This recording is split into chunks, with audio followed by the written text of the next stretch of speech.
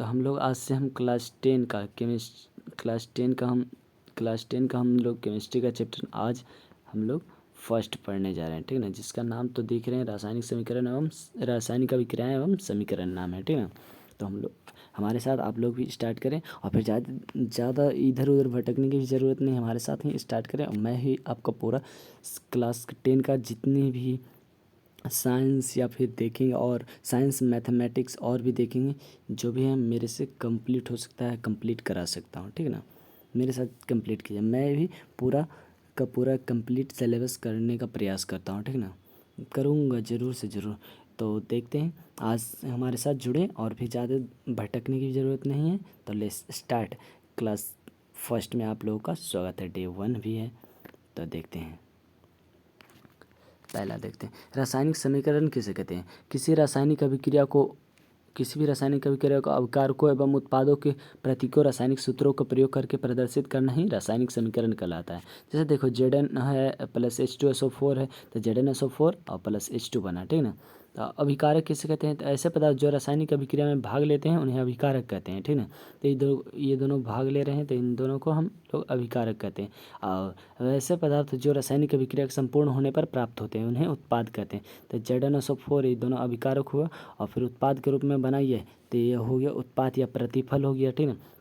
अब देखते हैं संतुलित रासायनिक समीकरण किसे कहते हैं। वह रासायनिक समीकरण जिसमें विभिन्न तत्वों को परमाणुओं की संख्या अभिकारक व उत्पाद दोनों पक्षों में समान होती है। अभिकारक की तरफ और उत्पाद की तरफ दोनों तरफ समान होता है, उसे संतुलित रासायनिक समीकरण कहते हैं, ठीक ना। जैसे देखिए इधर भी 3Fe है, Fe के 3 परमाणु है, इधर भी Fe के 3 परमाणु है, ठीक ना। और O के देखते हैं 4 परमाणु हैं, इधर भी O का 4 से मल्टीप्लिकेशन है ना, तो 4 मतलब 4 से गुना है, तो यानी कि 4 परमाणु O के भी है। यहाँ 4 के पास पहले से ही 2 परमाणु है और H के पास 2 परमाणु पहले से है और 4 से गुना होता है 8 परमाणु हो गया। यहाँ पर भी देखते हैं H का कितना है, 4 दूनी 8 परमाणु। तो दोनों ये संतुलित रासायनिक समीकरण कहलाया जाएगा, ठीक ना।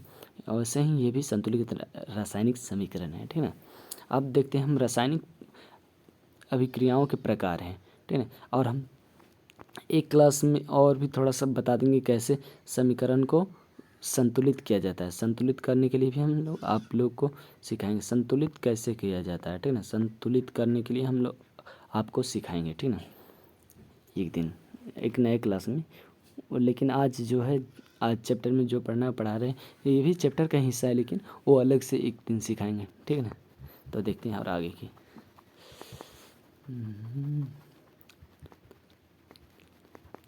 तो आगे हम देखते हैं क्या है, रासायनिक अभिक्रियाओं का प्रकार है, तो इसके बारे में हम भी सीखते हैं। तो यहाँ पर देखते हैं रासायनिक अभिक्रियाओं के प्रकार।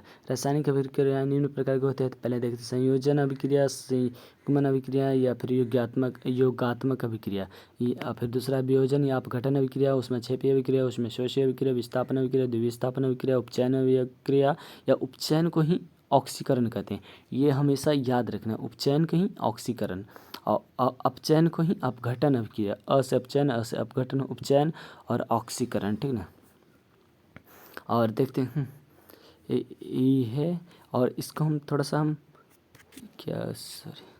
यहाँ पर देखते हैं उपचयन अभिक्रिया है, इसको हम अपघटन कहते हैं, अपघटन अभिक्रिया भी बोलते हैं, ठीक है ना। अपघटन अभिक्रिया भी इसको ही कहते हैं। तो देखते हैं अपघटन अभिक्रिया इसी को ही कहा जाता है। तो हम देखते हैं आगे।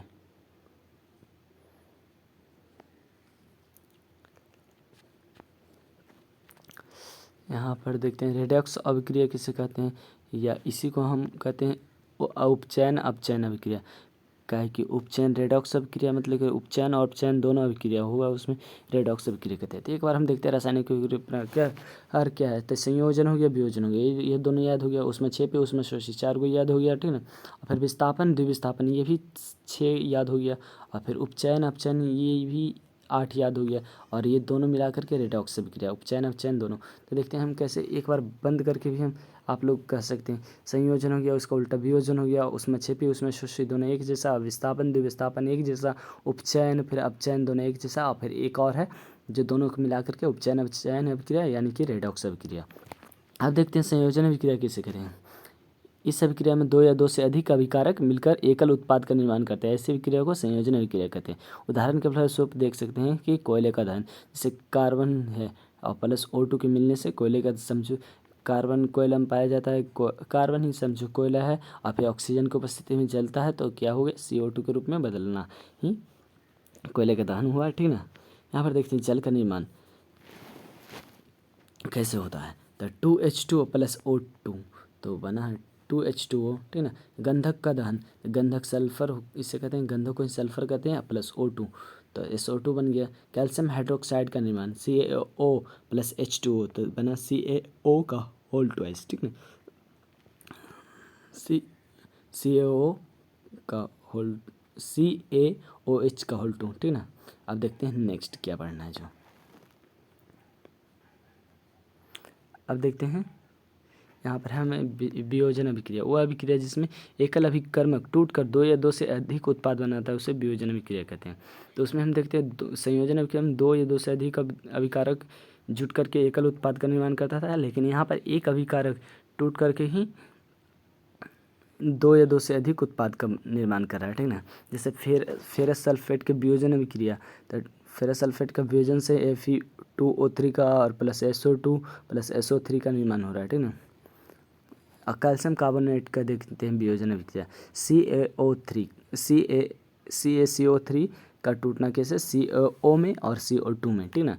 याद रखना संगमरमर का सूत्र CaCO3 ही होता है, CO3 ही होता है।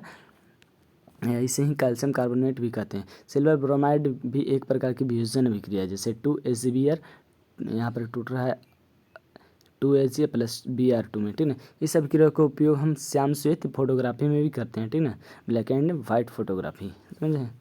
उसमें छेपी अभिक्रिया कहते हैं किसे, वह अभिक्रिया जिसमें उष्मा ऊर्जा के रूप में उत्सर्जित होती है उसे हम उसमें छेपी अभिक्रिया कहते हैं। जैसे उदाहरण के फलस्वरूप देख लेते हैं, प्राकृतिक गैस का दहन CH4 मीथेन है, ठीक ना, प्लस O2 के साथ रिएक्ट करता है। तो यहाँ पर देखते हैं CO2 मतलब कि जलता है तो CO2 और प्लस 2H2O प्लस ऊर्जा का निर्माण होता है। श्वसन एक ऊष्मक्षेपी अभिक्रिया है।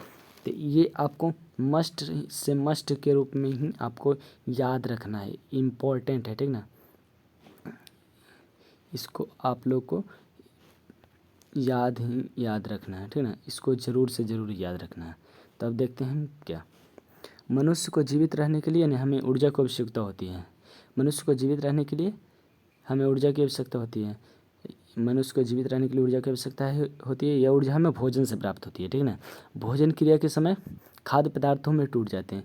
भोजन क्रिया के समय मतलब कि जो खाद्य पदार्थ होता है ना, खाद्य पदार्थ और भी टूट जाते हैं, जैसे चावल आलू तथा ब्रेड में कार्बोहाइड्रेट होता है। कार्बोहाइड्रेट के टूटने से ग्लूकोज प्राप्त होता है। यह ग्लूकोज हमारे भोजन की कोशिकाओं में उपस्थित ऑक्सीजन से मिलकर हमें ऊर्जा प्रदान करता है। इस सब क्रिया को हम श्वसन ही कहते हैं, ठीक ना। देखो, मनुष्य को जीवित रहने के लिए खाद्य पदार्थों की आवश्यकता होती है, ठीक ना। मतलब कि मनुष्य को जीवित रहने के लिए ऊर्जा की आवश्यकता होती है और ऊर्जा हमें भोजन से प्राप्त होती है, ठीक ना। और फिर पाचन की क्रिया के समय खाद्य पदार्थों और सरल पदार्थों में टूट जाते हैं, जैसे कि चावल आलू तथा ब्रेड में कार्बोहाइड्रेट होता है जो जिसके टूटने से ग्लूकोज प्राप्त होता है। यह ग्लूकोज हमारे शरीर की कोशिकाओं में उपस्थित ऑक्सीजन से मिलकर हमें ऊर्जा प्रदान करती है। इस सब क्रिया का ही नाम श्वसन है, ठीक ना। अब देखते हैं, जैसे देखते हैं ग्लूकोज C6H12O6 कार्बोहाइड्रेट है ना, प्लस 6O2 के साथ मिलकर के यहाँ पर क्या बन गया, 6CO2 प्लस 6H2O प्लस ऊर्जा का निर्माण हुआ। अब देखते हैं शाक सब्जियों को विघटित होकर कंपोस्ट बनना भी ऊष्माक्षेपी अभिक्रिया का उदाहरण है। अब देखते हैं ऊष्माशोषी अभिक्रिया, जिन अभिक्रियाओं में ऊर्जा का अवशोषण होता है उसमें ऊष्माशोषी अभिक्रिया कहते हैं। जैसे उदाहरण के देखते हैं H2 प्लस I2 प्लस ऊर्जा के मिलने से, ये देख ऊर्जा यहाँ देने पर क्या बन रहा है 2HI, N2O2 के और प्लस ऊर्जा देने पर 2NO बन रहा है, ठीक ना। अब देखते हैं विस्थापन अभिक्रिया, थोड़ा सा देख लेते हैं विस्थापन अभिक्रिया के बारे में। ऐसी अभिक्रियाएं जिसमें किसी यौगिक के अणु किसी एक परमाणु अथवा समूह के स्थान पर कोई दूसरा परमाणु अथवा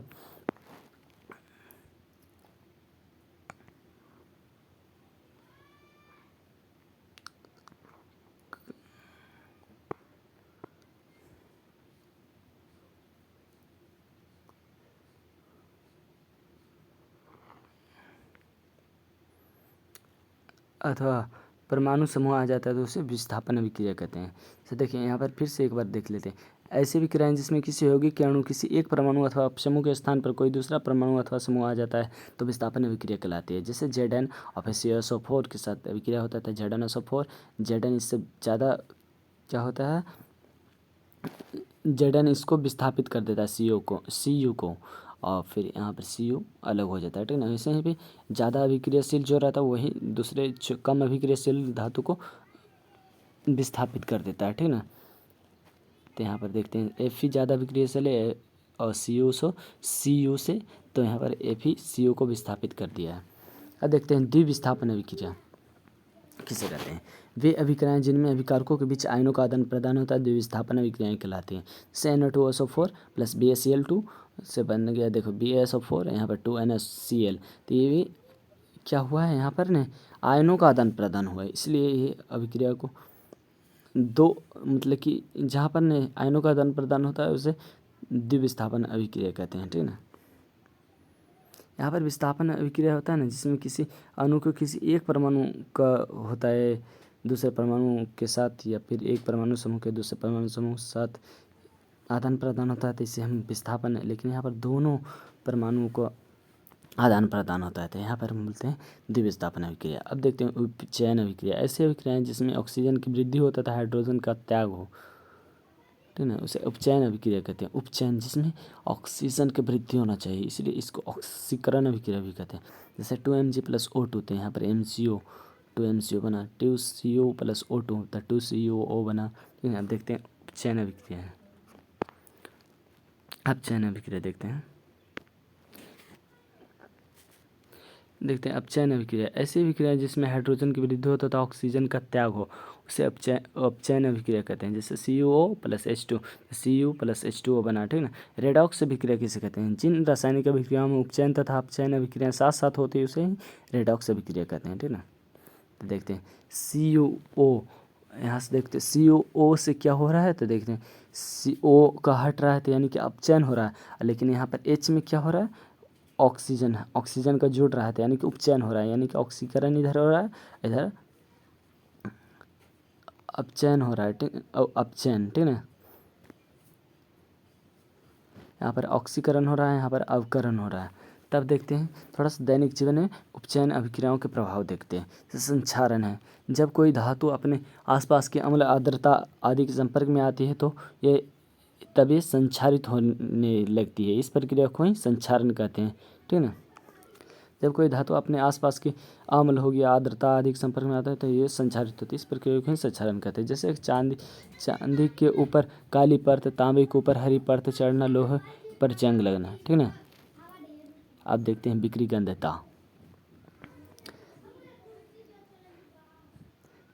तेल के उपचयित हो जाने पर ये विक्रिगंधता हो जाती है तब तथा इनकी गंध व स्वाद में परिवर्तन हो जाता है। इनके प्रति ऑक्सीकारक मिलाकर अथवा भोज्य पदार्थ को निर्वातित पात्रों में रख करके अथवा इनमें नाइट्रोजन प्रवाहित करके इस प्रक्रिया को रोका जा सकता है। जैसे आलू की चिप्स की थैलियों में नाइट्रोजन प्रवाहित करके इन्हें उपचयित होने से बचाया जा सकता है।